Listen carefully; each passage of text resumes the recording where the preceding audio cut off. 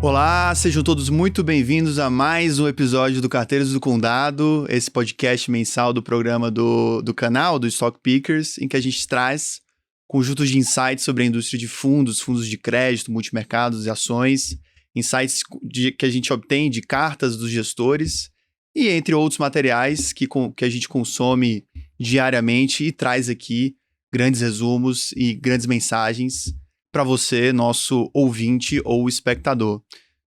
Vocês podem estar estranhando aqui a ausência de Lucas Collazo, pessoa que está muito atarefada ultimamente, não pôde participar hoje, mas trouxe aqui duas feras para me juntar, uma deles já conhecida, Guilherme Anversa. Tudo bem, Guilherme? Fazer o aqui do Collazo, né, em homenagem a ele, agora que ele está no banco de atacado, então agenda disputadíssima na vida de Lucas Collazo. Então vamos tocar aqui nós para decifrar o que os gestores estão pensando do Trump Trade e Juros Brasil, e vamos falar até um pouquinho de ESG hoje. Do outro lado da mesa, você que está nos assistindo aqui, talvez esse rosto não seja tão conhecido, mas para a gente aqui é um colega já de longuíssima data, trabalha junto conosco na XP Advisory, Matheus Mazão. Tudo bem, Mazão? Tudo bom, Davi? Tudo bem, Anversa? Obrigado pelo convite, por estar aqui, sempre acompanhando o programa. Então, obrigado pelo convite. Espero que seja um papo aí super legal. Bom, é um rosto novo de carteiros, mas de XP, poxa, o Mazão é figura antiga. Inclusive, acho que para quem tá acompanhando há menos tempo o programa, em termos de participantes, né? Acho que aqui a gente já tem bastante tempo de casa, né? Então, a Anversa que é a figura mais antiga aqui até da empresa como um todo, né? Sim. Mais de 10 anos, já bateu 10 anos. Mazão também estava em 2017 aqui na XP, nos outros tempos diferentes, né? E eu entrei em 18, então a gente até já se conhecia lá de trás. Mas, Mazão, até para quem não te conhece aí no mercado, se apresenta rapidamente aí, 30 segundos. 30 segundos, vamos lá. Bom, prazer aí a todos que estão assistindo a gente. Eu comecei minha carreira em 2014, me formei no INSPER em Administração de Empresas. Eu tive essa passagem aqui pela XP entre 2017 até 2020, né? Fiquei aqui basicamente até meados ali da pandemia. Comecei minha carreira lá atrás, em 2017, atendendo clientes de 50 até 300 mil reais, né? Na época era uma célula on demand que a gente chamava, sem entrar muito no detalhe. Fui subindo, eu fui investor, fiquei responsável pela cobertura de fundos líquidos dentro do B2C na época, lá atrás. Eu saí em 2020 para fazer a parte de análise de fundos em um family office aqui de São Paulo. Fiquei por lá durante 3 anos, de 2020 até 2023.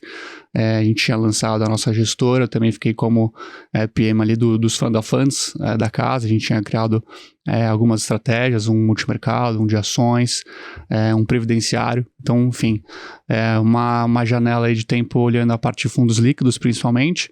E me juntei recentemente de novo, né, voltando para casa aqui, voltando em 2024 para a XPA, que já era uma área que eu admirava bastante, sempre, enfim, gostei muito das pessoas que trabalhavam aqui. Mas em resumo é isso, um pouco da minha trajetória, desde 2014, mas muito no mercado financeiro e muito atrelado a fundos. Boa, maravilha. E quem quiser acompanhar o Mazão, todo mês, Market Update, o Mazão dá uma atualização agora, por favor. Que é o call mais de B, bolsa, multimercados. O Mazão tá todos aí disponível nas redes sociais da sua comunicação. E aí um segredo, né? Quem descobriu o telefone do Mazão sabe que ele vai resolver todos os seus problemas aqui na companhia. Então, espero uma pessoa sim. Famosa no B2B, por ser o ponto de encontro aí de todas as soluções no mundo de asset allocation e afins. É isso aí. Eu tô, só para concluir, passar aqui para o Davi, mas a gente olha principalmente fundos exclusivos e carteiras administradas, como vocês sabem, né, aqui dentro da XPA. Eu sou basicamente esse contato com o B2B. Então, reunião com o cliente, dúvidas sobre os nossos materiais, sobre o que a gente está fazendo de posicionamento, nossa visão macro, etc. Por favor, quem está assistindo e faz parte aqui da rede da XP, super à vontade para me ligar e, enfim, contar com um pouco que eu estou vendo aqui no dia a dia. Na descrição do episódio a gente vai colocar aqui o WhatsApp do Mazão. Foi lá. Espero que eu receba bastante mensagem. Você que esteja porque a audiência é grande aqui. Manda uma mensagem ali no final de semana, preferencialmente, que ele está mais disponível. Fechado. Mas, de fato, assim, é uma figura nova no Carteiros, mas de YouTube e vídeos que talvez alguns até já tenham assistido, né? O Amazon bastante tempo já faz o XPA Market Update, então confiram no canal do XP Private. XP Private. Do XP Private, os vídeos também mensais do Market Update. Mensalmente, você deu uma palhinha aqui do episódio de hoje. A gente vai falar de cenário macro, de Trump Trade, agora que as eleições dos Estados Unidos já terminaram. E como que os gestores estão se posicionando, né? Como eles estavam se posicionados, como que fica os portfólios hoje, como que se comportaram os fundos nesse período. É um período em que a gente tem visto resultados melhores, né, para os multimercados, frente ao que foi o início do ano passado. Então, serão alguns dos pontos que a gente vai abordar hoje. Mas para começar o nosso bate-papo, eu queria trazer um pouco de números de mercado e até, Nando, se a gente puder jogar na tela aqui o primeiro slide que mostra comportamento das classes de ativo. A gente já vinha comentando isso, né? O 2024 é um ano em que classes pós-fixadas, ou seja, CDI, crédito privado, dos ativos pós-fixados, foram os melhores. E, por outro lado, os ativos de risco no Brasil tiveram retornos aquém do CDI, né? Então, a gente observa aqui, até coloquei o S&P como uma proxy do mercado lá fora de ações, mercado americano, subindo mais de 20% em dólar. Né? Foi um ano muito forte para a Bolsa Americana. E quando a gente observa o mercado local, a gente vê que o CDI até o fechamento de outubro rendendo 9%. E a única classe de ativo acima do CDI é o crédito privado pós-fixado. Aqui representado pelo IDDI, o índice de debêntures da Ambima. E, por outro lado, as classes, por exemplo, o índice de títulos pré-fixados, o IRFM abaixo do CDI, o IHFA, índice de multimercados, que a gente já abordou bastante aqui, também abaixo do CDI, o índice de ativos atrelados à inflação, IMAB, até próximo do 0 a 0. Então, quem comprou um NTNB de 8 anos de vencimento no início do ano está com retorno de 0, aproximadamente. O Ibovespa no campo negativo, né, o índice de ações do Brasil caindo no ano. E até coloquei também o índice de debêntures logo ao lado do CDI, o índice de debêntures atrelados ao IPCA, como uma referência dos títulos isentos, né? Então a gente observa até que nesse mercado de debêntures de infraestrutura, que teve uma demanda absurda, os títulos estão rendendo abaixo do CDI, é um retorno isento de imposto de renda.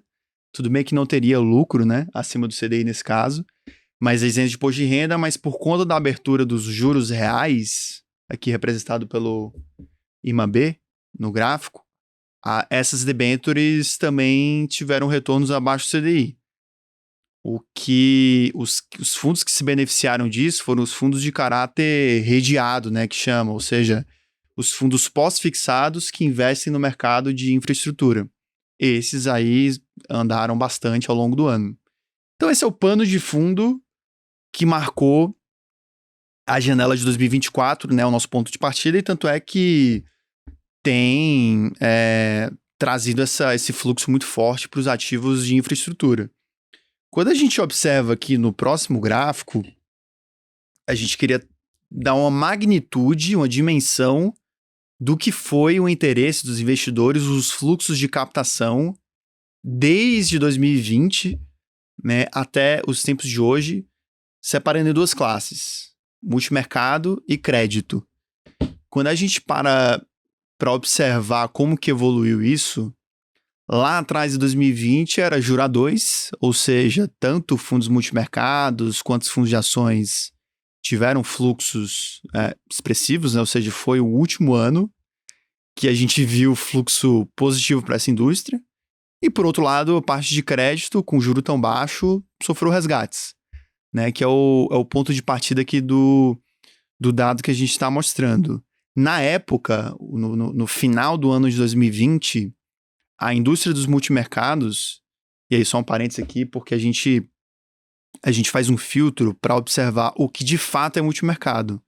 Porque tem o dado da Ambima, que é um dado poluído, tem o que a mídia fala, mas muitas vezes existe fundos que não são efetivamente estratégia de multimercado, mas que entra porque tem essa classificação CVM e você precisa filtrá-los para chegar num dado puro, mais limpo, digamos assim. Essa indústria dos fundos multimercado, a gente chama de indústria 2,20, né? Ela tinha 257 bilhões no fechamento de 2020, enquanto que os fundos de crédito tinham 335 bilhões. 2021, o juro começou a subir, a renda fixa ganhou interesse em relação aos multimercados, foi um ano pior de performance para os multimercados, para a maioria dos fundos. Tiveram resgates, por outro lado o crédito já teve um fluxo bem expressivo. E o mesmo a gente viu em 2022, 2023 e nesse ano até outubro também. Até inclusive 2024 é o ano de saídas mais fortes para os fundos multimercados, se duvidar, desde o início da série histórica. Eu não lembro de um ano em que a gente viu mais de 80 bilhões de saída dos fundos multimercados, os fundos efetivamente que seguem estratégia efetivamente multimercado. Tem alguns números que me chamam bastante atenção nessa questão do fluxo, né?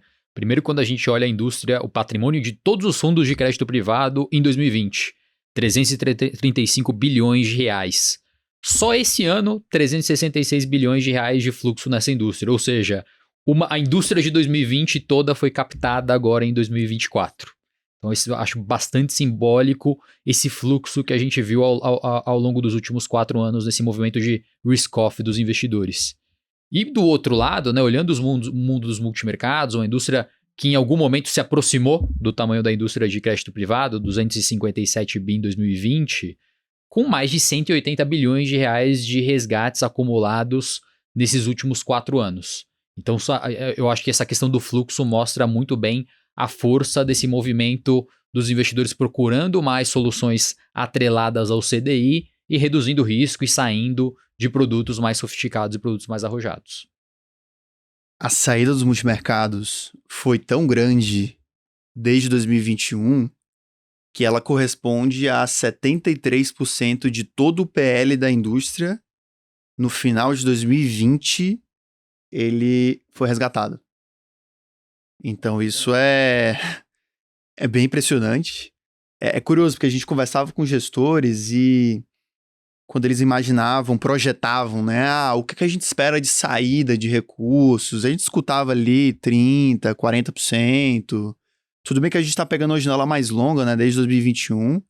Mas essa saída corresponde a mais de 70% de toda a indústria. Naturalmente, essa é uma métrica de fluxo, mas os fundos, conforme eles rendem, rendeu 10% no ano, um pouco abaixo do CDI. Vai crescer, se a indústria tem 100 bilhões, vai crescer 10 bilhões, só de retorno. Então isso vai compensando em alguma medida os recursos que saem.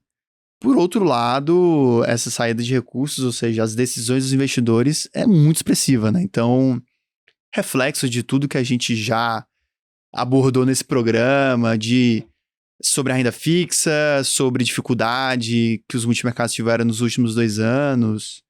Mas até queria perguntar para vocês em termos de interesse dos investidores, Anversa e Mazão, vocês que lidam bastante com os clientes da XP Advisory, como que tem sido nesses últimos meses, mais recentemente, o interesse, a disposição dos clientes para ouvirem sobre multimercados?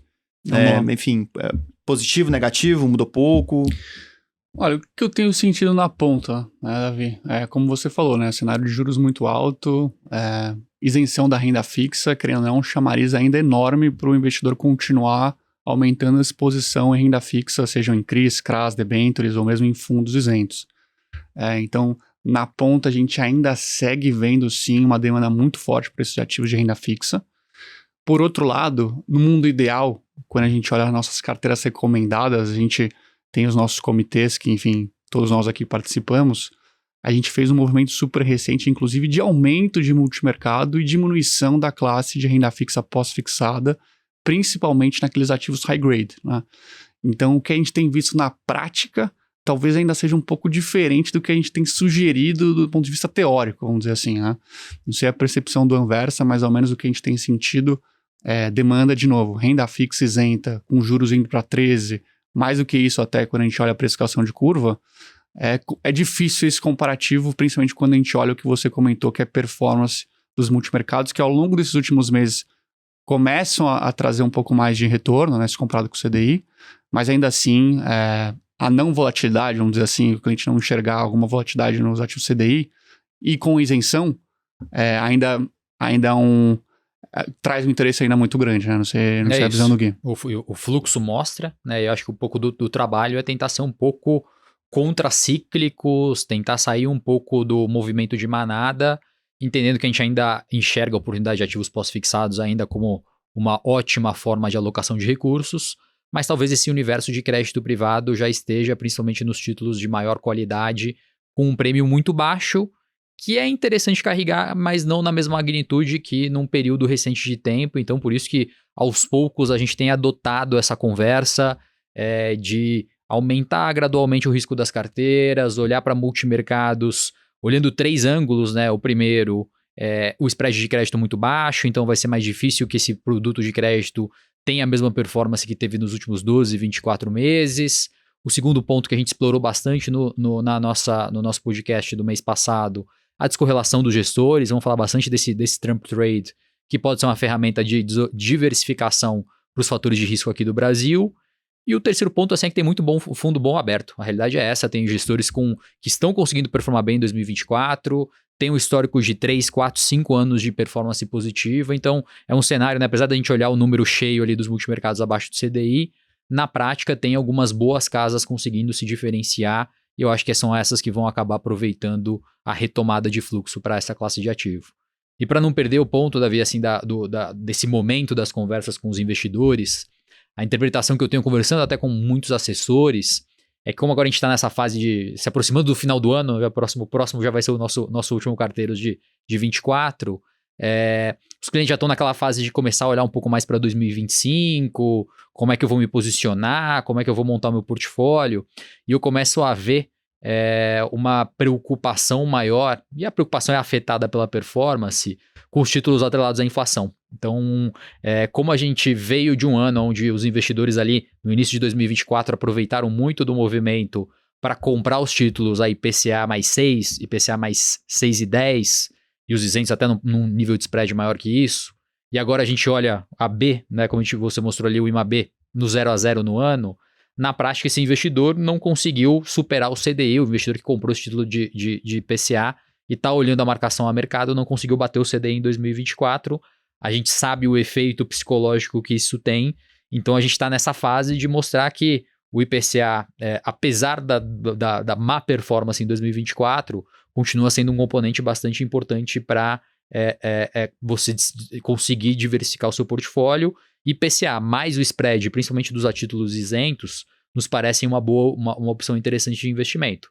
Mais uma vez, na prática, o fluxo tem sido o oposto. O fluxo está indo para os produtos redeados, sem a vol do IPCA, e há poucos investidores têm adotado essa demanda para buscar o IPCA mais sem o hedge. Tá? Então, eu acho que a gente pode ter, olhando 2025, não do ponto de vista de asset allocation, mas mais de finanças comportamentais, uma realocação dos investidores, principalmente dos que estão alocados em títulos IPCA+, buscando estarem mais atrelados à performance do CDI. E nas carteiras de alocação da XP Advisory, de fato, a gente comandou essa redução de uma parcela do crédito mais conservador, em que as taxas estão mais baixas, o crédito high grade, para alocar em multimercado, né? E eu queria frisar aqui, principalmente pro nosso espectador que está ali comentando no YouTube, eu não invisto mais em multimercado, zerei tudo porque a janela do ano passado está muito ruim, não vale a pena pagar mais 2,20, e queria frisar aqui que a gente definitivamente não está recomendando alocar 100% da sua carteira em multimercado, ou, por outro lado, sair completamente do crédito. sempre quando a gente comenta de classes de ativo, o nosso processo de alocação, e não só aqui dentro de casa, né? Acho que no mercado como um todo, é composto por movimentos graduais. Então, ninguém faz de maneira consistente, com grande mérito, timing de mercado nesse mundo de asset allocation, de alocação. Então, é bom frisar que a carteira é composta de diferentes classes, cada uma delas tem uma função na construção de um portfólio que vai navegar os diferentes ambientes de Brasil, principalmente, que tem essa volatilidade toda. E o multimercado, especificamente, ele é a única classe nesse grupo que consegue proteger a partir da venda de ativos em um ambiente mais negativo de Brasil. Foi um pouco do que a gente trouxe no último programa. Os fundos multimercados que conseguiram defender em ambientes de piora de Brasil a partir de posições a favor da alta dos juros, posições compradas no dólar, por exemplo.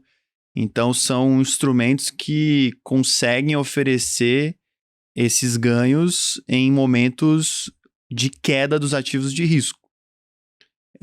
Então, eles equilibram, eles possuem uma função na sua carteira, né? Eles possuem, ainda que de fato os últimos 2 anos foi uma janela muito ruim historicamente, olhando para frente, a gente enxerga essa diversificação e na prática, nos últimos 4 meses, é o que a gente tem observado também, né? Então, queria frisar só essa questão do porquê que a gente fala do multimercado e de como que ele encaixa, não em 100% da carteira, mas em uma parcela, hoje na XPA, 22,5% da carteira de um perfil moderado, digamos assim. Eu sempre gosto de usar o exemplo do S&P, né? O queridinho de 2024, mais de 20% em dólar de valorização. Mesma coisa do fluxo, a gente viu isso acontecer num passado super recente. A indústria captou 30 bi em 2021, o S&P caiu no primeiro trimestre de 2022 20%, os investidores se assustaram. 2022 e 2023, os mesmos 30 bi foram resgatados dessa indústria. Então, acho que um pouco do papel do asset allocation e todo esse tema atrelado à qualidade dos investimentos que a gente tem falado bastante agora em 2024, estão exatamente nesse ponto do Davi de não fazer movimentos bruscos, né? Não é 2022, quando o S&P foi mal, não era a hora de zerar a carteira em 2023. 2023, quando o multimercado foi mal, não era a hora de zerar a carteira em 2024. Não é porque a B está no 0 a 0 no ano que é para ter 0% de disposição em NTNB em 2025. É isso. E aí, o que você falou também, né, Davi, a possibilidade de flexibilidade do gestor de apostar na alta de um ativo ou na venda, na desvalorização de algum ativo, né? Então, ele pode ter esse viés positivo para algum papel, como pode ter o viés negativo também para alguma classe de ativo. Então, ele pode apostar nas 2 frentes, independente do cenário, ele pode ganhar nas 2 pontas, né? Então, a flexibilidade de multimercado pode ser um fator positivo quando a gente tem um bom gestor, né, dentro da carteira e uma combinação de gestores dentro do portfólio também. Só para recapitular o que é a indústria de multimercado, até preparei um próximo slide aqui, que a gente fala muito de multimercado, mas multimercado é a classe mais ampla, que ela é composta de diferentes tipos de estratégia. Então, quando a gente fala de multimercado, é comum a gente falar do índice HFA, que é o índice da Ambima, oficial e tudo mais. Só que mesmo esse índice, ele é um índice que tem muita coisa ali que não é efetivamente multimercado. Mas o investidor leva ele em consideração, a gente acaba falando bastante aqui. E aqui na tela a gente observa uma comparação do que é um filtro que a gente faz, que é pegar esse índice multimercado, de multimercados da Ambima, o IHFA, e filtrar e tirar desse índice, no caso, pegar desse índice só o que é de fato estratégias multimercado e observar o retorno efetivo dessa classe, né? Quando a gente vê e faz esses tratamentos, a gente observa que a indústria multimercado efetiva, aqui representada pela cor amarelinha do gráfico, o IHFA multimercado, é uma palavra meio redundante, mas que mostra que tem uma diferença positiva quando a gente observa o que é o retorno dos multimercados propriamente, né? Porque essas classes que poluem, entre aspas, o IHFA, muitas delas de bolsa e que nos últimos 2, 3 anos em alguns casos até mais, renderam tanto aquém do CDI, então isso acaba puxando para baixo o retorno dos fundos. Então, na prática, quando a gente fala de multimercados, são fundos de estratégia macro, que são os fundos mais conhecidos, tradicionais, que montam posições baseadas nos cenários macroeconômicos, mas também não só eles, né? Tem também os fundos de estratégia long short em ações, ou seja, estratégias de valor relativo em ações, que também tem um papel importante na composição das carteiras. E, por fim, os fundos quantitativos, que também são, assim, pouco representativos na indústria, mas que têm algum conhecimento pelos investidores, né? Os fundos sistemáticos, quantitativos. Essas 3 classes é às quais a gente se refere quando a gente fala da indústria de multimercados. Até existem também os fundos de arbitragem, que são quase inexistentes, mas que compõem essa indústria. E queria só frisar essas 3 estratégias, né? Esses diferentes tipos de estratégias, né? Porque quando o investidor vai montar uma carteira de multimercado, ele deveria estar pensando em todos esses tipos, né? Você deveria diversificar a sua carteira de multimercados, óbvio, levando em consideração critérios da qualidade da gestora, do processo, longevidade, etc. Mas levar em conta todos os tipos de estratégias, e não só um tipo especificamente. Então, acho que falando propriamente de cenário, a Anvesa aqui já antecipou, né? Vamos ao Trump Trade. E o que é o Trump Trade, né? Acho que as notícias já se encarregaram de noticiar e explicar o que é as operações relacionadas à eleição do Trump. Acho que o mercado como um todo já se antecipava de alguma forma, falando a respeito de quais seriam as classes de ativos que se beneficiariam com a vitória do Trump. A verdade é que até o momento das eleições, né, que aconteceram agora no início de novembro, era quase que um cara ou coroa o resultado das eleições. Então, você se posicionar com aposta grande a favor de um candidato ou de outro era um risco muito grande. Então, não é algo que a gente viu os gestores se posicionando e fazendo grandes apostas. Mas o fato é que, conforme o resultado para um lado ou para o outro, o mercado tinha um certo consenso a respeito de qual seria a direção da política econômica, o impacto disso nas classes de ativo, e que, na prática, uma certa valorização das ações dos Estados Unidos, um fortalecimento da moeda americana, do dólar, em função de toda a questão de cortes de impostos que o presidente Trump implementaria em sua vitória, a questão de implementação de tarifas de importação, que tenderia a gerar inflação e até pressionar o mercado de juros, das taxas de juros. Mas, enfim, Anvesa, eu queria te perguntar, porque você acompanhou bem, se tratando de cenário especificamente, o que era esse consenso do mercado sobre o impacto da eleição do Trump? Legal, e com base nisso, a ideia é tentar decifrar, né, em cima desse Trump Trade, o posicionamento, né, quais são os gestores e quais mercados eles estão operando, né, e tentando decifrar o Trump Trade em 3 grandes macro temas. Primeiro deles está relacionado à imigração, segundo tema está relacionado às tarifas, e terceiro tema é relacionado a uma moeda mais forte. E aí, cada um desses 3 grandes blocos, ele vai influenciar os mercados de maneira diferente.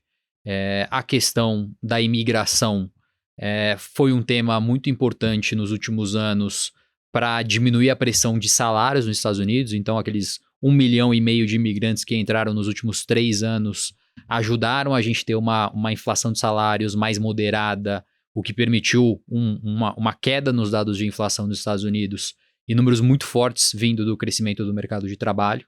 Tá? À medida que você fecha a fronteira, a interpretação é que a gente pode ter um ambiente onde a inflação permaneça um pouquinho mais persistente e todo aquele ciclo de cortes do Fed, que em algum momento o mercado chegou a projetar 7, 8 cortes, talvez seja um fluxo menor. Então, uma temática relacionada a isso está relacionada à curva de juros americanas e uma potencial inclinação dessa curva. Então, o Fed cortando os juros curtos, mais a parte mais longa, os vencimentos mais longos, que a gente vai conversar mais à frente, podem passar por algum processo de abertura. Então, é um pouco um grande Trump trade. O segundo Trump trade é relacionado à questão de tarifas. O país que deve ser o mais afetado deve ser a China, né? Então, se o Trump realmente colocar na mesa os 60% de tarifa dos produtos chineses, a gente vai passar por um aquecimento dessa guerra comercial entre Estados Unidos e China. E o segundo tema está relacionado à moeda chinesa, então uma potencial desvalorização do renminbi e fortalecimento do dólar frente ao renminbi. Então é a segunda consequência desse Trump trade. E o terceiro, o dólar forte, né? À medida que o Trump vai investir na indústria local, vai fortalecer uma economia que já está crescendo acima dos seus pares desenvolvidos, a gente vai ver um descolamento dos Estados Unidos versus os outros mercados emergentes, especialmente a Europa. Uma Europa passando por desafios de crescimento e uma inflação que dá sinais de uma desaceleração mais forte. Então, comprar o dólar versus essas moedas de mercados desenvolvidos, especialmente o euro, seria o terceiro tema, né? E a ideia aqui da nossa conversa na primeira parte é buscar quais são os gestores que estão nessa direção do Trump trade ou eventualmente os shorts, né? Quem já aproveitou um pouco desse movimento que o mercado antecipa, né? Então o mercado, em parte disso, já antecipou parte desse movimento. E a ideia é ver se tem algum dos gestores que em alguma das cartas falou que já está na ponta oposta do Trump trade. E também a questão da agenda de corte de impostos e toda a agenda pró-negócios do Trump, isso favorece a Bolsa Americana, né? E especialmente as grandes empresas de tecnologia que no governo democrata, né, o governo até então, essas grandes empresas de tecnologia, elas enfrentavam uma certa agenda do órgão antitruste, né, de cada vez mais regulamentar o setor, de ficar em cima de aquisições, e isso no governo Trump, isso se ameniza. Então essas empresas, as grandes empresas de tecnologia, são as grandes beneficiadas com o novo governo, e isso naturalmente tem impacto no S&P, no Nasdaq, tanto é que já estamos vendo uma certa reprecificação dos índices, o mercado corroborando com essa narrativa. Então acho que essa agenda, esse trade vale mencionar também, né, porque alguns gestores já estavam posicionados e continuam posicionados e se beneficiaram, têm se beneficiado ao longo do mês de novembro, né. E acho que um último tema, que é o menos convencional aqui, mas é a questão do apoio do Trump para o mercado de criptoativos. Será que temos gestores multimercados comprando em Bitcoin? Seria, como eu comentei, algo menos consensual, um pouco mais exótico, mas quando a gente olha aqui no gráfico da tela, né, a gente colocou aqui o retorno acumulado do Bitcoin. E primeiro que a escala é uma escala até que foge do que a gente está acostumado a ver em ativos de risco, né? Desde o início da pandemia, né, foram histórias de muita volatilidade, né, para o Bitcoin. Então aquele período lá atrás de juro a zero nos Estados Unidos provocou uma grande busca pelos criptoativos, né? Então realmente o Bitcoin até 2021 teve uma alta bem expressiva, mas depois com uma combinação de inflação no mundo, alta de juros e eventos da própria regulação e fraudes vistos no mercado, teve drawdowns bem expressivos, né? Voltou bem esse mercado.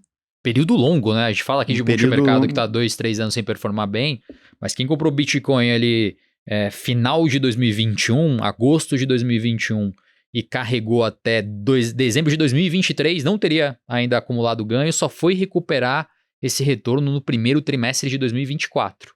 Então veja que também Bitcoin, apesar de ter entrado agora na moda mais recentemente, você pode passar por um período bem longo aqui, mais de 4 anos, passando calor com a posição no ativo. E agora essa tendência, ela se acentuou, Isso. né, recentemente. Inclusive, parece até uma descontinuidade no gráfico, mas a gente vê aí, desde outubro, o Bitcoin disparando, né, em função, desde o apoio do Trump para o mercado, para a indústria de criptoativos, quanto, eu diria até a questão de receio em relação a nível de endividamento, receio dos investidores com níveis de endividamento dos governos e essa perspectiva para as moedas fiduciárias, que são as moedas comumente negociadas, né, para cada governo. Então essa narrativa dos aumentos de déficits no mundo inteiro, sem exceção, isso é um argumento a favor dessa busca por outras reservas de valor que não as moedas fiduciárias.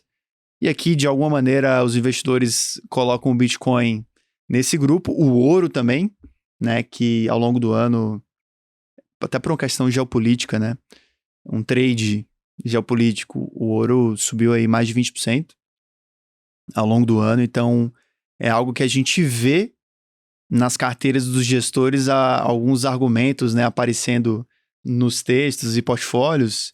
E até, se a gente puder passar um slide aqui, a gente coloca a carta da Verde, né, Avessa? Você que acompanhou aqui. Isso aí. E pega justamente o tema do Bitcoin. Viralizou, né? Vivemos para ver a Verde zerada em ações no Brasil e comprada em Bitcoin. Então, popularizou bastante agora com a retomada do X no Brasil, então todo mundo compartilhou esse trecho, né? Então a Verde iniciou uma pequena posição comprada em Bitcoins na véspera da eleição dos Estados Unidos. Então, diria que é uma grande, bastante simbólico, né, essa posição comprada em Bitcoins e zerada em ações aqui no Brasil. E o outro trade que aparece, né, é essa questão do fundo aumentando a sua posição vendida no renminbi chinês. Né? E eu acho que a gente vai ouvir muito esse termo da moeda chinesa aparecendo nos portfólios. Eu acho que vale até uma menção a respeito do renminbi, o yuan, por que em alguns lugares aparece yuan, por que em alguns lugares aparece renminbi, né? E para quem está nos escutando aqui e vai ver isso aparecendo bastante nas carteiras dos gestores, vai ser muito comum os gestores chamando a moeda chinesa ou de renminbi ou de yuan. A diferença é que o renminbi é o nome da moeda, então é a moeda do povo, que seria a tradução aqui para português, e o yuan é a unidade de medida. Então, 1 yuan, 2 yuans é a unidade de medida, a unidade de valor do renminbi, né? O real aqui é tudo real, né? O nome da moeda e a unidade de medida também é real. Renminbi, mais uma vez, nome da moeda, e yuan, a contagem, né? 1 yuan, 2 yuans, 50 yuans. Então a gente vai ver muito aparecendo nas cartas, um ou outro aparecendo, mas na prática é a mesma coisa, é só uma forma diferente de olhar essa classe de ativo, que mais uma vez, a tese de venda do renminbi é uma tese que começa a ganhar muita força no portfólio dos gestores. A Verde é uma das casas que está capitaneando essa posição com o viés de valorização do dólar frente ao renminbi. Aqui tem cultura sobre economia chinesa. Mas então, acho que é interessante de resgatar uma memória que estava lembrando aqui. Esse trade apostando contra a moeda da China foi um trade que traumatizou o Stuhlberger, né? 2014 e 15. Exatamente, é um trade difícil de ganhar. Difícil, né? Porque você está dependendo de um partido, né, tomar essa decisão. Mas eu diria que as condições agora são bem diferentes e estão bem claras nessa relação da força chinesa exportando todos os seus bens industriais e carros, especialmente na Europa, e da mesma forma os Estados Unidos tentando criar um bloqueio da entrada desses produtos chineses nos Estados Unidos. Então a gente chega num momento onde a temperatura está bem aquecida entre esses dois países e a chegada do Trump acelera esse processo de guerra comercial entre China e Estados Unidos. O comentário até que a gente escutou de um gestor é que mesmo tendo todos esses fundamentos e o preço tá muito favorável, você precisa ser tático e cauteloso, né? Porque o governo ele pode intervir e óbvio que tem um limite até onde que o governo pode ir, mas ele tem uma certa capacidade de intervenção que pode mesmo esse mês, né, caro. foram várias medidas de estímulo, né? Então muita coisa aconteceu na China, a gente até viu o índice da China subir bastante ao longo de outubro, em cima disso, né? A canetada do governo que pode acontecer a qualquer momento. Então foram vários setores impactados, enfim, fica um pouco aquém desse governo um pouco mais intervencionista mesmo. Mas para a parte de bitcoins, tem escutado mais gente falar a respeito ou muito mais a mídia? Você diz o investidor ou o próprio interesse gestor? de investidor? Quando começa muito burburinho sobre Bitcoin, a gente já sabe mais ou menos como é que tá o preço, né? Normalmente já tá lá nas alturas. Pelo menos por enquanto, sendo sincero, pouca coisa, viu, Davi? Sim, um ou outro cliente, a gente vê um ou outro banqueiro perguntando, porque o próprio cliente dele na ponta tá questionando, por que eu não tenho Bitcoin? Por que você já não me recomendou lá atrás? Mas agora é mais fácil falar, né? Dado que, enfim, essa alta tão forte. É sempre o cliente questionando por que esse movimento já não deveria ter sido feito, né? Mas sendo sincero, ainda pouco, mas se continuar nesse mar de valorização, vamos dizer assim, acho que a demanda tende a cada vez aumentar.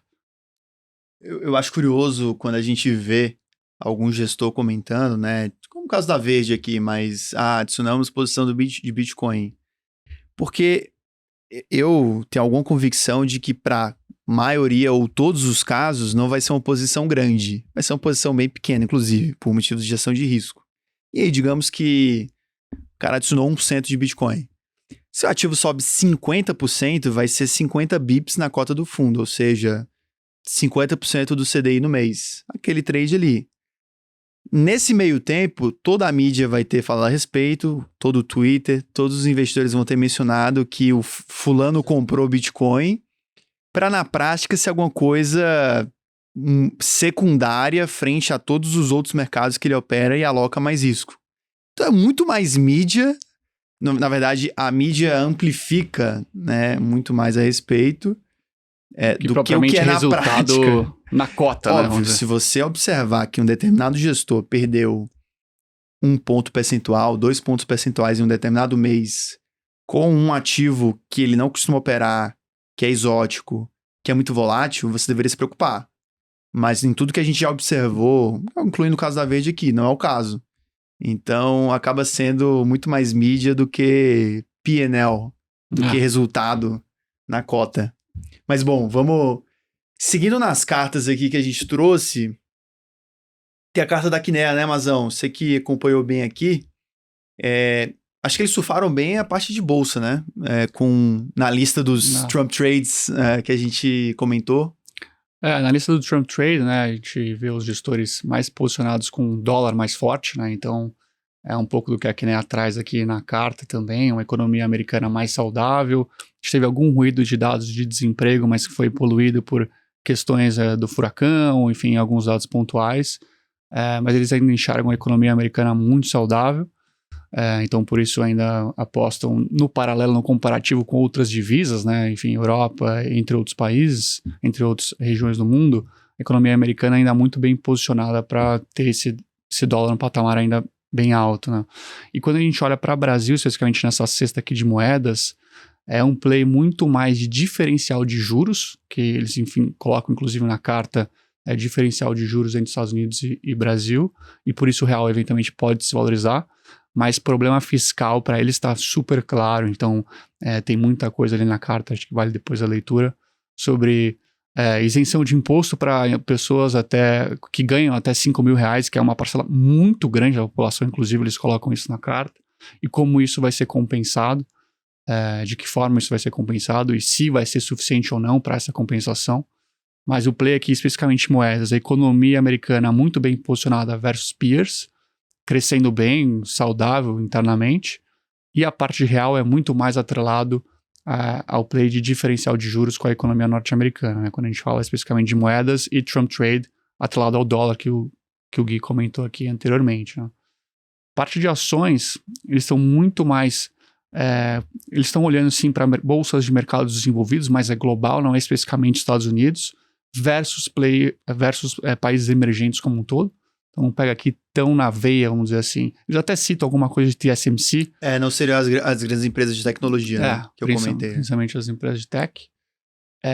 E aqui nos juros, eles comentam bastante essa questão de reprecificação dos juros dos Estados Unidos e como isso impactou outros países como um todo.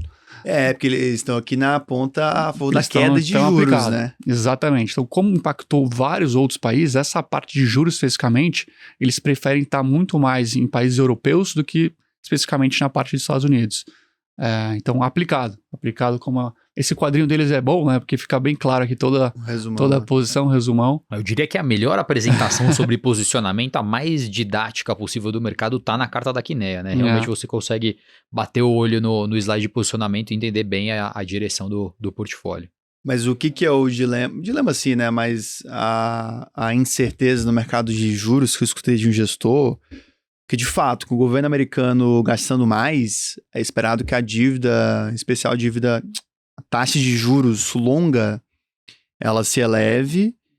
Só que isso, conforme a taxa de juros americana se eleva, baliza o mundo inteiro, né? Então, esse é um vetor para cima, quando a gente pensa em taxa de juros nos Estados Unidos e em alguma medida no mundo. Só que, por outro lado, o nível de juro na economia americana, nas economias desenvolvidas em geral, ele vinha de um patamar restritivo. Ou seja, a direção era para baixo, conforme a inflação caía no mundo, a atividade arrefecia, principalmente na Europa, né? Mas em outras economias desenvolvidas também, como o Canadá, enfim. Então, esse era um vetor para baixo, ou seja, você passa a ter esses vetores contrários e talvez a direção seja de continuar o nível de quedas, pensando nos bancos centrais e Banco Central americano principalmente, mas parando num patamar mais alto do que anteriormente precificado. Então, por isso que o gestor que pensa em apostar a favor da alta dos juros é complicado porque você tinha esse vetor para baixo, e o contrário também se aplica, né? Eu acho que acaba, no caso daqui da Kinea, a gente vê países específicos, né? Então, Suécia, República Tcheca, Reino Unido, cada um com as suas particularidades, mas existem esses argumentos também do tipo, não vou, pelo menos até o momento, não vou me posicionar de maneira direcional no mercado de juros, porque eu quero ver um pouco do que vai ser executado efetivamente. E foi legal que a Kinea já na noite da definição, né, da eleição dos Estados Unidos, ele já estava fazendo a apresentação, o Rui já estava fazendo a live de mercado, e é legal que eles comentam ali a respeito também desse novo momento do Trump, né? O Trump de 2025, né, do ano que vem, quando ele assumir, é um Trump diferente de 2016.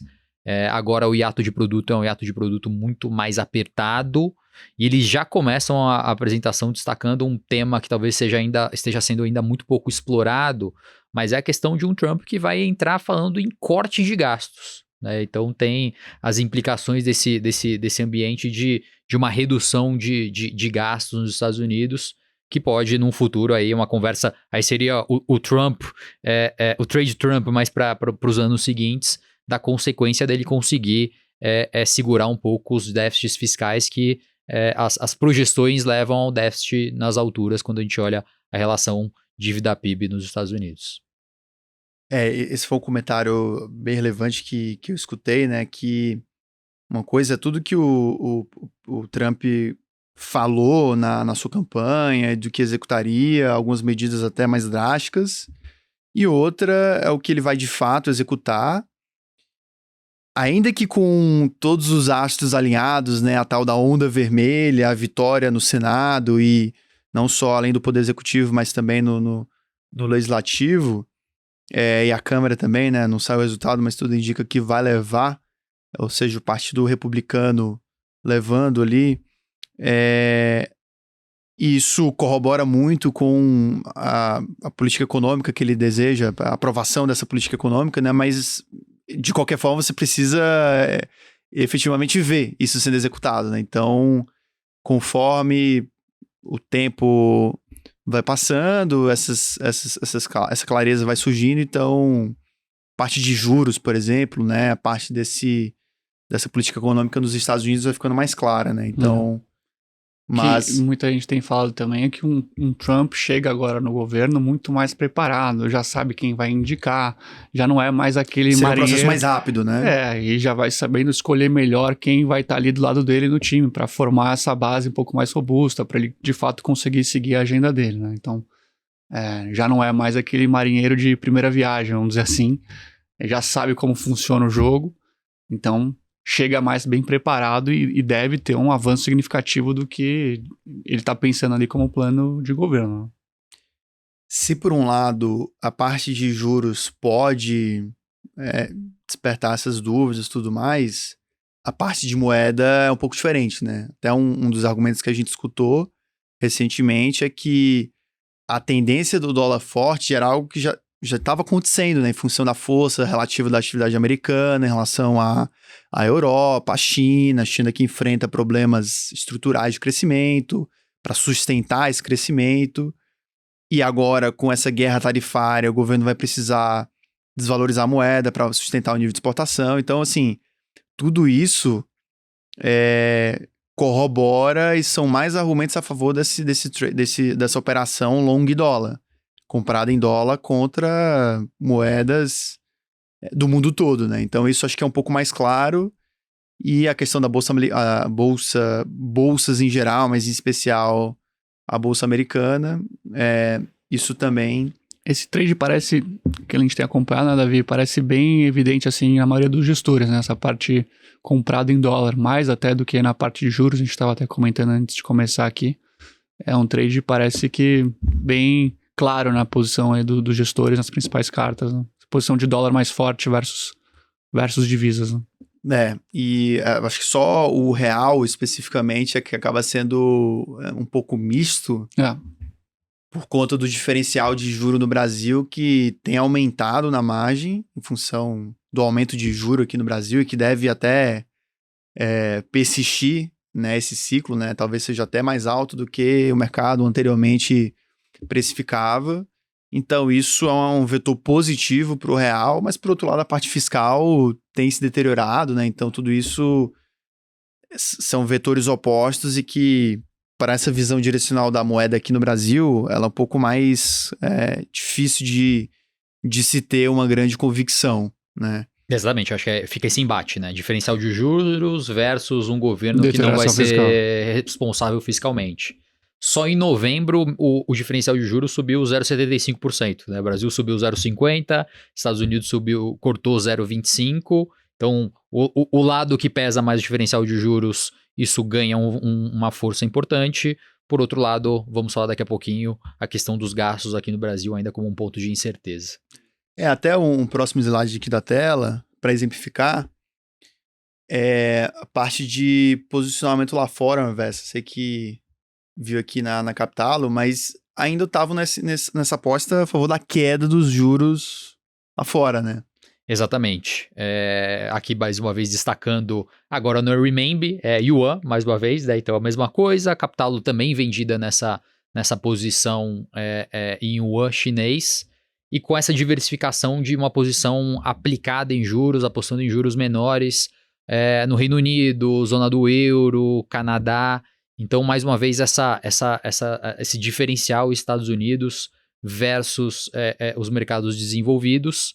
E talvez uma temática bastante interessante que eles trazem aqui, mais relacionada à questão geopolítica, a abertura de uma posição vendida em petróleo. Né? Então, veja que interessante, né? A gente ainda num conflito em particular, dois conflitos bastante fortes, Rússia e Ucrânia, a questão Irã e Israel. E mesmo assim, né, se a gente voltasse em alguns anos, aconteceu até na questão Rússia e Ucrânia, o petróleo tinha uma disparada, ultrapassava os $100. E a gente está passando por um mundo de excesso de oferta de petróleo, que tem, mesmo diante de um ambiente geopolítico complexo, feito que o petróleo não passasse por um processo de valorização tão forte quanto a gente viu no passado. E a curiosidade, né, para os bons apreciadores de um bom café, que como eu, adicionaram uma posição comprada no café. Então, para você que está no supermercado e gosta, talvez seja interessante aumentar o seu estoque aí de café em casa. Capitalo adicionou essa posição no portfólio. Que é grão da Etiópia, E aqui, de alguma forma, também ligado com o Trump, dado a agenda de desregulamentação na parte de energia nos Estados Unidos também. Não sei até que ponto isso deve mexer no preço para frente, mas de alguma forma também está bem ligado à agenda que ele deve propor nos próximos meses. Né? Só um comentário aqui é que pouquíssimos gestores do mercado operam commodities, né? Então, até a gente acabou de comentar da Kinea, mas é um exemplo, Capitalo é um outro, Vista é um outro. Posição Vista urânia, também urânio. carrega posição vendida no petróleo, talvez uma das maiores convicções que a gestora tem. E as 3 que a gente falou aqui estão compradas no ouro, que é esse trade geopolítico, trade de busca de uma reserva de valor no mundo mais inflacionário. A Kinea fala bastante disso na carta dela também, inclusive, Davi, que ela fala especificamente China e Banco Central, entre 2022 a 2024, sustentou o preço do ouro em patamar muito alto, dado essa compra muito forte, muito recorrente. De 2024 para cá, tanto bancos centrais ao redor do mundo como China também diminuíram essas compras. Então, o que tem sustentado, de fato, o nível do ouro é muito mais o investidor adquirindo posição. Especuladores chegaram. Menos Banco Central, menos China e mais o investidor comprando. Engraçado, eles colocam isso na carta. Então, pode ser legal trazer também. É interessante porque é um mercado muito mais difícil de você ter argumentos técnicos a respeito de valor justo, valor intrínseco, né? Fluxo de caixa. Isso não se aplica aqui pro mercado de ouro, por exemplo. Passando aqui nos slides, acho que aqui é interessante essa questão do vetor para cima no juro, né, Mazão? Você que acompanhou aqui a carta da Bahia.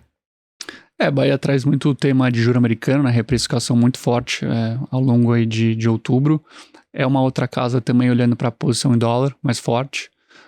Nenhuma posição tomada especificamente pelo que eu acompanhei na carta, especificamente tomado em juros, mas eles deixam bem evidente esse momento que foi bem drástico, assim, ao longo de outubro e também nessas últimas semanas, né? Então, enfim, é um tema, acho que talvez um dos temas mais importantes que a gente acompanhou ao longo de outubro, que foi essa reprecificação e como isso afetou outras classes de ativo. E era algo que a gente já estava debatendo muito dentro da XPA, né? Era a gente encurtar um pouco mais a duration, principalmente lá fora, nessa parte de renda fixa offshore, a gente já estava mais curto. E com a vitória do Trump já sendo concretizada, Paulo falava bastante isso, né? Paulo Leme, inclusive, escreveu uma carta agora que fala muito sobre esse tema. Menos renda fixa global, obviamente, assim, levando em consideração os percentuais certos, etc., mas menos renda fixa global. E por mais que ele já enxergue bolsa cara, principalmente nos Estados Unidos, deve continuar andando, em cima de tudo que a gente falou de agenda, etc. Então, bolsa cara, na visão do Paulo, com as palavras dele na carta, não quero colocar palavras na boca dele também, mas deve ficar mais cara ainda. Bolsa global, principalmente nos Estados Unidos, e aí um pouco mais de atenção com esses juros americanos que a gente já vinha falando há bastante tempo, para não alongar muito a duration, porque essa reprecificação ela poderia vir. Principalmente com relação dívida PIB, que o Guilherme citou, entre uma agenda mais inflacionária, por aí vai. Então, um pouco linkando um pouco visão XPA com o que a Bahia traz na carta dela, acho que é um pouco disso. Recado de essa reprecificação de fato aconteceu e era algo que a gente já vinha mapeando. E fazendo menção à carta mensal da XPA, onda vermelha nos Estados Unidos, sinal vermelho para renda fixa, sinal verde Exatamente. para ações. É esse o título, né, Paulo Mazão? colocou inclusive o farol lá, farol verde e farol vermelho. Achei interessante. Boa. Mas, bom, acho que esse pano de fundo internacional tá bem coberto aqui, né, com as cartas. No próximo slide, a gente passa a visão aqui para Brasil. Vamos falar de Brasil um pouquinho agora, e vou começar com quem tomou também as manchetes recentemente, que foi o Fernando Genta. Ele é economista-chefe da Asset da XP e trouxe um tom bem duro, né? Se você olhasse o horizonte relevante do Banco Central agora, que é a partir do segundo trimestre de 2026, para a condução de política monetária e impacto em inflação, né? Dado que esse efeito tem um lag, ele demora um pouco mais para acontecer. O Genta foi bem duro aqui e falou que o Copom teria que levar a taxa de juros no Brasil para 15% se quisesse ajustar as expectativas, que hoje estão acima de 3,60% do IPCA, para a meta, que é 3%.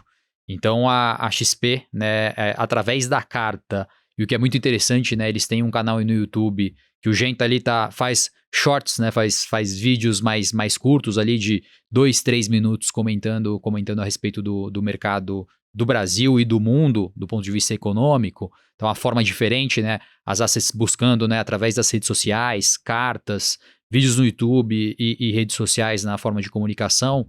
O que é legal é que tem ali, o Genta coloca esses 2, 3 minutinhos para discutir taxa de juros do Brasil, né? E ele foi bem duro nesse tom dos 15%, mas entendendo que na prática, na visão dele, é um cenário onde o Copom vai levar, né, e tem um pouco do efeito político na hora da tomada de decisão, a taxa de juros para 13%. Então, apesar, né, e o que ganha manchete são os 15%, na prática, a visão oficial, né, do Fernando Genta, economista-chefe da Asset, é que a gente vai trabalhar com uma taxa de juros terminal aqui no Brasil de 13% e coloca na mesa todos os desafios de controle de gastos que o governo vai ter para os próximos 2 anos e a entrada na disputa política em 2026.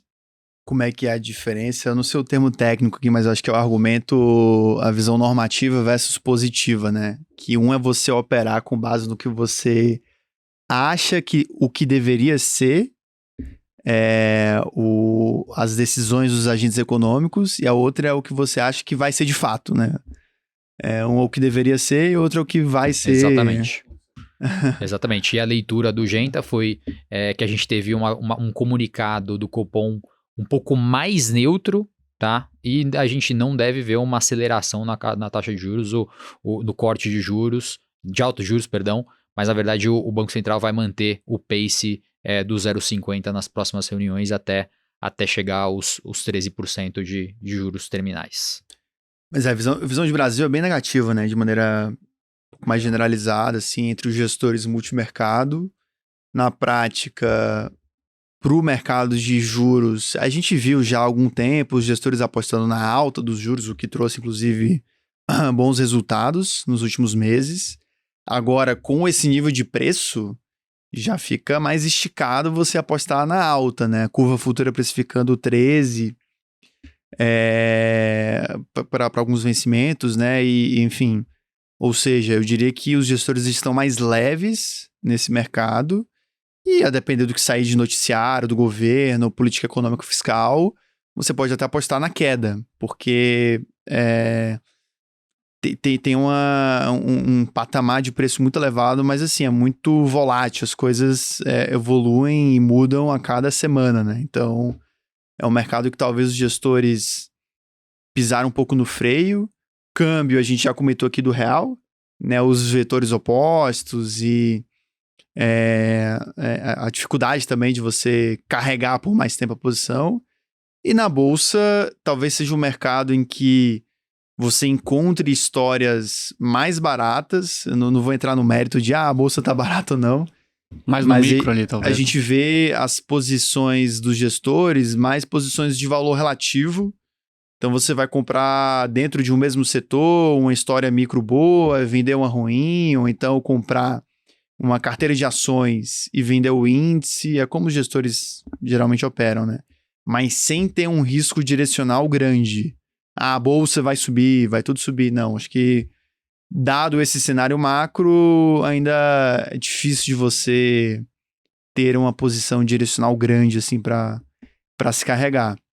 O consolidado de risco aqui da indústria para o Brasil está bem baixo, né? Uma outra tese, entendendo que posições em juros estão mais leves, talvez o real, para quem tenha mais essa leitura do diferencial de juros, apareça um pouquinho mais forte. Bolsa está muito long short e tem um pouquinho, né? A inflação implícita tem sido ali um dos caminhos que os gestores têm buscado operar, entendendo que o Banco Central vai ter dificuldade de subir a taxa de juros para os 15% ou para o número aí que as casas têm como target, e essa inflação vai rodar acima da meta, né? Os números têm piorado, a própria Capitalo divulgou a projeção para 2024 de um IPCA de 4,4 para 4,7, ou seja, acima da banda, o que faria com que o Banco Central tivesse que mandar uma carta para o Congresso tendo que justificar o motivo de ter estourado o seu orçamento ali de IPCA. Então a discussão está nessa capacidade de condução do Banco Central de fazer com que a inflação passe por uma convergência para a meta, ou se a gente vai passar por mais 2, 3 anos desse IPCA superando as expectativas. E além de toda a questão fiscal, aumento de demanda, restrição da oferta, quando a gente pensa em inflação local, ainda tem questão de chuva, de preços de alimentos, de carne, né, que tem pressionado no curto prazo a inflação no Brasil. Então, de fato, isso é bem pontuado, né? Existe essa aposta contra o Brasil, mas que os gestores na margem têm carregado mais nos portfólios, né? Compra de inflação implícita. Passando aqui... A SPX tem acho que um ponto bem legal, né, Mazão? Tem. Tá... A SPX recomenda muito a leitura porque ela entra muito no detalhe sobre problemas fiscais brasileiros. Quem escreve a carta esse mês é o BN. Então, ele exemplifica desde data da Constituinte, lá 1988, quantidade de tentativas que a gente fez até, de fato, conseguir controlar a inflação, que foram diversas até a gente chegar no plano real. Então, são exemplos legais. Mas você tem hoje um orçamento que é muito comprometido com gastos já obrigatórios, né? Então, mesmo se a gente passa o que deve acontecer ao longo das próximas semanas de divulgação de corte de despesa, esse corte ele vai estar muito mais atrelado à possibilidade de aumento de gasto discricionário do que de fato você resolver o problema na raiz. Então, na visão da SPX, não vê nenhuma possibilidade de estabilidade na questão de dívida PIB, ao menos no curto prazo, nem no médio prazo, mesmo se, enfim, em cima do novo arcabouço, acho que não vale a pena explicar aqui, mas eles detalham bastante o novo arcabouço fiscal também, mas... Enfim, eles estão projetando para 2040 algum tipo de estabilidade da dívida pública, o que seria basicamente inviável, e ainda assim num patamar de 109% na relação dívida PIB. Então alguma coisa vai precisar ser feita porque não vai dar para chegar lá e esperar até 2040. Né? Então tem muita informação legal nessa carta, vários dados específicos.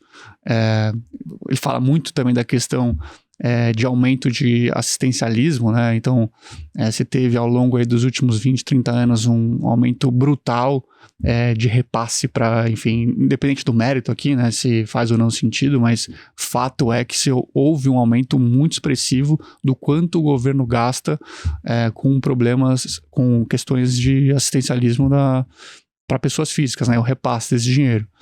Então, até que ponto isso é viável ou não, dado a questão de dívida pública, é um assunto que deve ser urgentemente debatido, e principalmente também com relação ao reajuste do salário real. Né? Então, esse aqui talvez seja o cerne da questão, o debate de fato. Caso contrário, enfim, para a gente manter um ambiente estável do ponto de vista macroeconômico, se não tiver um corte mais profundo, dificilmente a gente vai conseguir ver essa trajetória de dívida PIB no curto prazo sendo reduzida. É um pouco do que aconteceu de precificação dos ativos locais mês passado. Né? Bolsa sofreu, o real desvalorizou, juros abriram, e perspectiva, pelo que a gente tem acompanhado dos gestores aqui, a visão para basicamente nenhum deles é muito positiva, sendo sincero, né? Então, o quanto isso está ou não no preço é mais difícil dizer, mas fato é que visão otimista para o Brasil hoje é difícil encontrar alguma carta. Né? Então, pouco disso. Acho que vale a leitura da carta da SPX. Sem dúvida.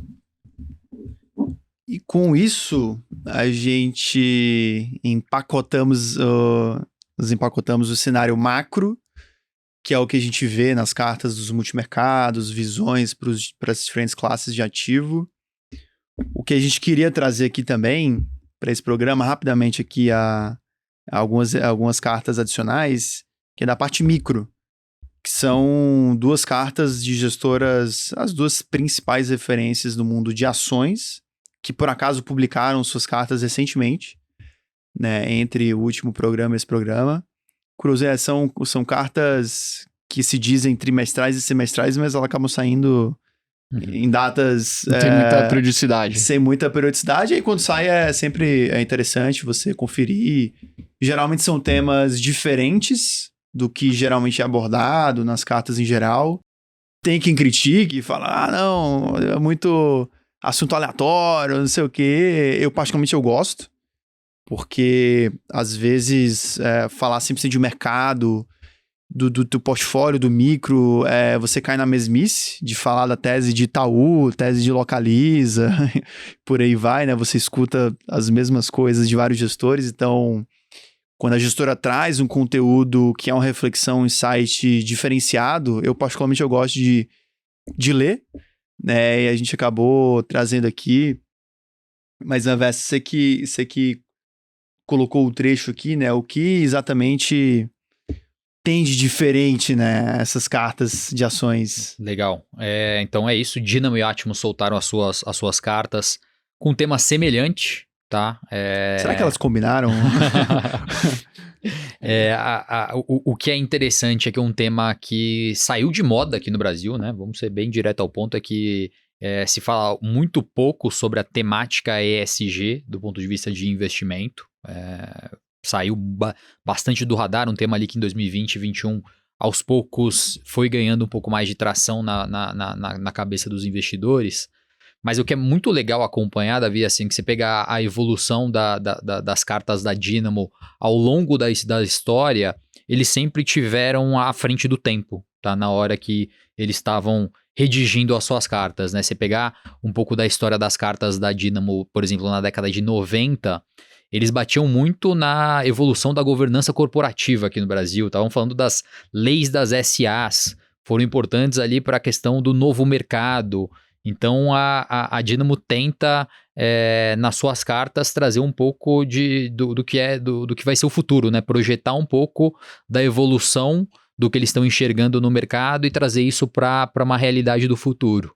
E aí escreveram, né, a carta, né, o título é Externalidades Negativas e Seus Descontentes, entendendo, né, e eles já começam com uma análise ali de 9 principais pontos que a gente ainda está distante de alinhar os incentivos dos acionistas, das companhias, dos stakeholders para uma agenda de desenvolvimento sustentável.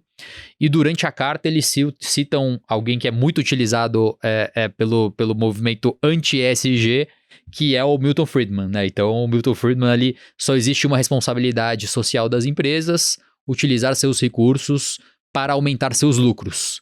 E a Dynamo faz questão de falar, poxa, a frase não termina aqui. E não termina por um ponto que eu diria que é bastante ESG, né? Desde que se mantenha dentro das regras do jogo, ou seja, se envolva numa conduta aberta e livre, sem engano ou fraude.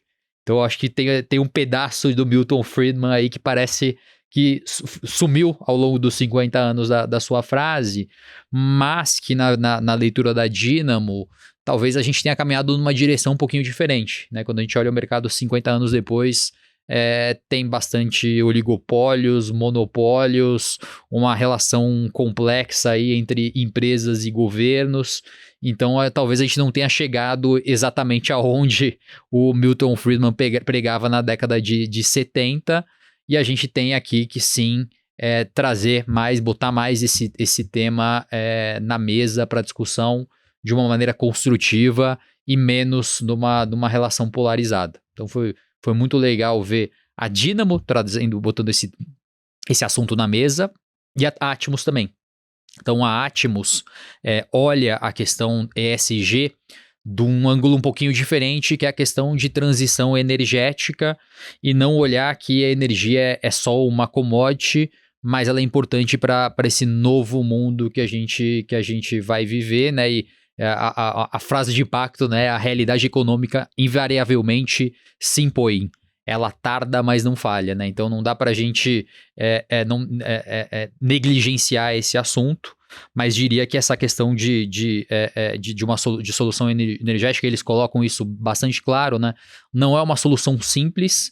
Na verdade, a gente precisa dessa agenda de olhar os diferentes stakeholders de mercado e entender que a conta não fecha, então isso precisa ser trabalhado de uma maneira melhor da sociedade, e entendendo que a questão do consumo de energia está muito concentrada na mão das grandes economias, das pessoas de maior renda.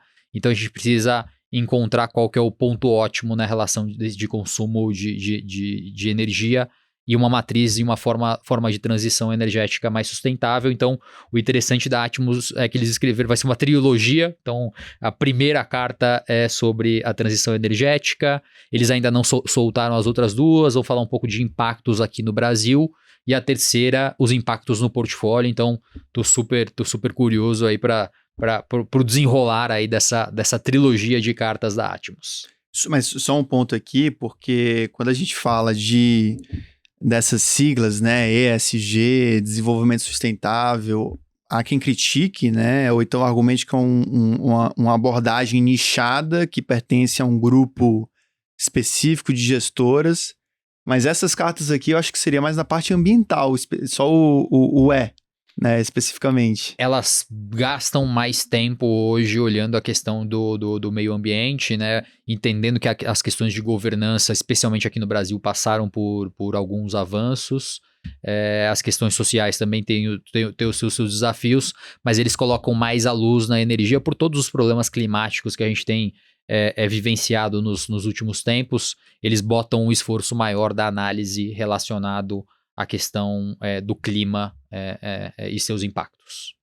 Inclusive eu já tinha visto argumentos a respeito da ideia de que o que era no passado, essa abordagem, ESG e todo o news flow e comentários de gestores viraria alguma coisa desmembrada. Ou E, ou S, ou G, com abordagens focadas nesses temas específicos. Sim. Mas enfim, só um parêntese aqui. E com isso, acho que a gente encerra aqui as cartas, é isso? No apanhado da parte macro e micro. Acho que agora vamos falar das dicas culturais, então... Mas não esquecendo do nosso Twitter do mês, né? A gente sempre gosta de trazer a publicação das nossas gestoras. Perdão, para quem está nos assistindo, eu não poderia deixar de reforçar o nosso destaque das mídias sociais. É isso aí, né? O Twitter voltou, o X voltou, Elon Musk mais forte do que nunca agora com a eleição do Trump, e a IP sempre super ativa no Twitter ou no X, para quem gosta de falar o nome mais moderno. Eu tenho mais dificuldade de chamar de X, mas citam aqui uma frase que eu acho que exemplifica muito do que a gente discutiu aqui no problema. Frase de Benjamin Graham, investidor inteligente: o maior problema do investidor é ele mesmo. E aí, que eu gosto da IP, né, que eles reforçam, né, para você um investidor inteligente, você não precisa de um QI alto, mas sim disciplina e independência, né? E essa disciplina está muito associada ao que a gente conversou, de você ter o asset allocation, entender que Bitcoin pode passar por 4, 5 anos com uma performance ruim. Se você acredita que ela vai ser a moeda dominante aí no futuro, talvez você tenha que carregar essa posição, talvez uma posição menor, mas por mais tempo. Isso vale para a Bolsa Americana, vale para multimercado, né? A frase aqui né, o investidor individual tem a vantagem de não precisar seguir o mercado ou a multidão. E a multidão agora está nos levando para crédito privado, está levando mais para uma alocação para investidores mais conservadores. A gente entende que isso é uma solução interessante, principalmente para quem está olhando prazos mais curtos, mas como a gente entende que a gente tem um papel importante aqui de educação financeira e na prática o investidor não está olhando os próximos 6 meses, os próximos 1 ano, mas a maioria deles está olhando no horizonte de 10, 20, 30, 40 anos, está pensando na nossa aposentadoria. Independência, nas frases aqui da IP, independência é um ativo super valioso, só que se você seguir o comportamento dos outros, você transforma essa vantagem em desvantagem, perdendo a capacidade de agir com racionalidade. Então, poxa, eu acho que o que a IP escreveu aqui no tweet traz toda a realidade que a gente conversou hoje no programa de hoje. Boa. Muito bom, boas referências. Agora sim, produção, se puder rodar a vinheta, dica cultural.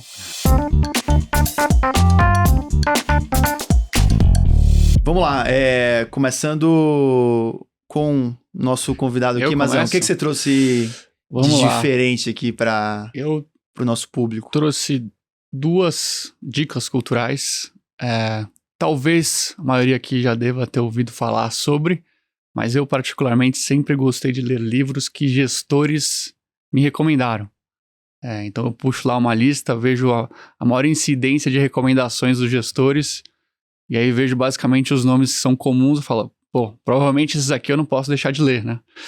Então a primeira dica é o Porquê as Nações Fracassam. Inclusive ganhou o Nobel agora, né? Eu estava comentando aqui, eu e o Gui. O desafio é falar o nome do autor, Darren Acemoglu. Então exato. não é mais eu nem me arrisco falar, deixa eu conversa que ele fala de que país? Você sabe de que país que ele é? Turco. Turco. Ascendência turca. Caramba. Um livro muito legal. Ele é um pouco extenso, deve ter 300, 400 páginas talvez.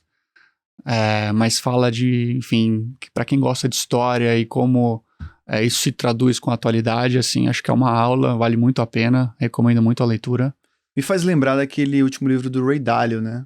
The New World Order, uma coisa assim. Isso. Que tem um videozinho no YouTube também que resume. Sim, que fala dos ciclos, etc. Dos grandes ciclos e por que os impérios também fracassam, né? Então, eu diria que são coisas conectadas, né? O Acemoglu ali entra mais nesse micro do porquê que os Estados Unidos é uma nação tão exuberante e várias outras delas morreram no meio do caminho. E o Ray Dalio entra nessa questão de disputa territorial entre forças, guerras. Então, acho que diria que são leituras complementares. É bem legal porque ele fala tanto da ascensão de grandes cidades, países ou impérios, como também o porquê isso veio a, de alguma forma, ruir, né? Então, desde o Império Romano, cidades maias, Estados Unidos, como a praga eventualmente impactou no desenvolvimento de alguns países europeus. Então, é bem legal que ele traz muito dado, entra muito no micro, e são informações que muito dificilmente se encontrariam facilmente, assim, enfim, internet, etc. Então, parece ter tido uma pesquisa ali bem, bem forte para de fato ele escrever o livro. Então, essa é a primeira dica. Segunda dica, aí fugindo um pouco de mercado financeiro, mas para quem talvez queira, enfim, desestressar um pouco e ir para um caminho mais de aventura, etc., A Incrível Viagem de Shackleton, né? Acho que é um livro super conhecido também, não estou inventando a roda aqui em sugestões, mas esse é um livro que eu peguei, eu li a 50, 60 páginas, assim, facilmente, porque você sempre quer saber o que vai acontecer com a história. Basicamente, ele foi um navegador que foi explorar o Polo Sul, né, a Antártida ali, basicamente. Ele pretendia fazer isso em conjunto com alguns outros membros da tripulação dele, e também com alguns cachorros, com alguns cães ali que iam seguir ele de trenó para que ele pudesse transcorrer toda a Antártida. Ele seria o primeiro explorador a fazer toda a travessia da Antártida. E aí acontecem vários acidentes, percalços, desafios, que aí você pode usar tanto para gestão de grupo, como também para, enfim, pensar no dia a dia. Enfim, tem vários ensinamentos aí que o livro acho que pode ajudar, mas foge de mercado financeiro, mas sem dúvida é uma leitura muito prazerosa de se ter, assim, eu gostei bastante. Eu diria que é uma batalha para quem está investindo além do CDI, né, com outras classes de ativos. Eu diria que é uma aventura bastante semelhante. Exatamente, então são essas acho que as duas principais dicas aí. Muito bom, Vessa. A minha dica cultural vem de um evento recente, aí até que o nosso ex-colega aqui, Samuel Ponsoni, promoveu recentemente, né? A gente fez uma rodada com um grupo de alocadores em Londres agora ao longo do mês de novembro. E nessa viagem a gente teve a oportunidade de visitar uma gestora chamada 91, uma gestora sul-africana, mas com base também no Reino Unido, mais de 130 bilhões de reais de dólares sob gestão. E dentro dessa visita a gente teve a oportunidade de conversar com uma pessoa responsável pela cultura organizacional da gestora, né? Então, o Duncan Comp, que é o responsável pela cultura organizacional na 91, ele tem um livro, Dare to Care, que traz muito dos conceitos, talvez um tema que a gente explore muito pouco aqui no Brasil sobre o universo das assets, né? Que é cultura, como que a gente consegue montar uma estrutura que os times permaneçam fortes, unidos e trabalhem por bastante tempo juntos, que é um critério importante aqui que a gente usa na nossa análise. Esse livro traz essa relação, né, de como você, do ponto de vista organizacional, né, diferente do Shackleton que mostra isso na Antártida, mas aqui a ideia é trazer conceitos para que as equipes criam uma relação de confiança, um espírito de colaboração. Então é muito legal ver isso de um profissional acadêmico, mas que está dentro do universo das assets. Então, diria que foi bastante proveitoso essa olhar isso de um ângulo dentro das gestoras. E na prática, né, Dare to Care é a forma escrita de tentar entender um pouco mais o impacto na cultura, nas assets que a gente quer que elas existam por 30, 50, 100, 200, 300 anos, e é uma realidade que a gente já consegue enxergar nas assets nos Estados Unidos e no Reino Unido, né? E para não perder aqui o chamado do Carteirinhos do Condado, de recomendação de livros infantis, O Dia de Sorte, Kenko Casa, mega premiado, então a gente vai começando a acompanhar as premiações de livros infantis. Esse ganhou 11 prêmios agora em 2024, então é um escritor japonês que fez um livro infantil bem interessante, saindo daqueles temas mais pesados infantis e fazendo uma leitura leve aí para os seus filhotes. Muito bom, muito bom. Para fechar aqui as nossas dicas, eu queria trazer um livro que eu tô lendo, não terminei ainda, mas eu tô achando fantástico, que se chama, em inglês, Storytelling with Data. Ali na tradução seria... Aqui, não sei, storytelling tem tradução? Contagem de histórias, mas não, o termo que em inglês, na língua portuguesa, ele é usado em inglês mesmo, né? Com dados, eu não sei se tem essa versão em português, mas no Kindle é em inglês. E ele tem como essência do conteúdo algo que eu acho bastante útil, que é como você apresentar dados de uma maneira que o público consiga absorver essa informação de uma maneira mais efetiva, que vai exigir menos carga cognitiva. Enfim, o que é muito... a realidade é que a gente aprende a lidar com dados e aprende a língua portuguesa, comunicação, mas a gente não aprende a combinação dos dois, que é você comunicar dados. Geralmente você costuma colocar gráficos densos, vários dados no mesmo slide, e a essência da mensagem que você quer passar, ela se perde. Porque conforme você está em uma apresentação, você tem mais dificuldade, na ótica do leitor, de entender exatamente o gráfico. Às vezes você precisa pensar muito para interpretar aquele dado. E a autora, que já passou por grandes empresas de tecnologia, e no mundo corporativo você é forçado a ser um bom comunicador de grandes mensagens via apresentações, seja lá qual for o tipo, ela tenta passar um pouco dessa experiência nesse livro. Storytelling with Data. Então é isso, senhores. Com isso a gente encerra o nosso programa. Muito bom, agradecer a participação do Mazão, a estreia dele no Carteiros. Eu que agradeço, honra estreia estar aqui. No Carteiros e já com bastante experiente no YouTube, né? Então fica... Tenho feito ali. Mas eu que agradeço, obrigado Guilherme e Davi, muito legal o Condado, Carteiros do Condado. Talvez 1 ano, 2 anos atrás eu sempre assistia, não imaginaria que eu estaria aqui. Então, obrigado de novo e contem comigo, rede B2B, etc. Me acione aí para o que vocês precisarem, mas foi muito legal aqui poder bater um papo com vocês. Muito bom. Boa, maravilha. Então, para você que está nos assistindo, seja no YouTube ou plataforma de podcast, muito obrigado. E caso seja ao vivo no YouTube, você é bastante engajado, porque é um final de semana de feriado na sexta-feira. Então, nos vemos próximo mês. Tchau!